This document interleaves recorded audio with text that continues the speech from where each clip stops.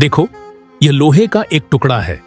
अगर इसे बहुत तेज करंट से जोड़ दिया जाए तो यह अपने ही इलेक्ट्रॉनों की वजह से गर्म होकर लाल हो जाता है और चमकने लगता है। अंत में यह पिघल जाता है और टूट जाता है। लेकिन तुम में से एक समझदार व्यक्ति ने लोहे के चमकने की इस घटना से प्रेरणा ली। अगर ऐसा कोई धातु मिल जाए जिसका गलनांक बहुत ज्यादा हो तो क्या उसे लगातार चमकाया जा सकता है? तुमने अपने भाई से कहा कि ऐसी धातु ले आए जिसका गलनांक 3000 डिग्री सेल्सियस से ज्यादा हो।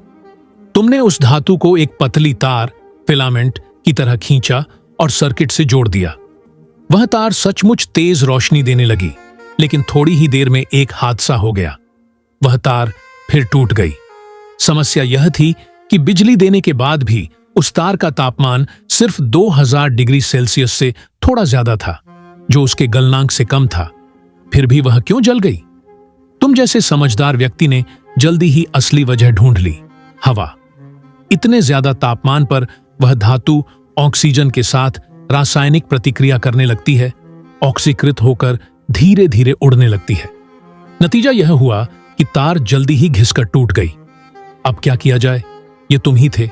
तुम्हें तुरंत एक उपाय सूझा।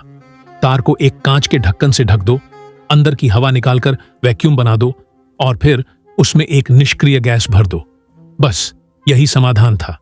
जैसा सोचा था वैसा ही हुआ। बिजली देने के बाद वह तार लगातार स्थिर और तेज रोशनी देने लगी, लेकिन वह इतनी छोटी थी कि रात में पूरे कारखाने को रोशन नहीं कर सकती थी। तो तुमने उसे और पतली तथा घुमावदार सर्पिल आकार की बना दिया। इससे वोल्टेज बढ़ा, चमकने वाला हिस्सा लंबा हुआ और रोशनी और तेज हो गई।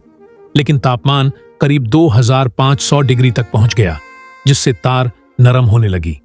तब तुमने उसे कांच के सहारे एक खंभे की तरह जलाकर स्थिर कर दिया।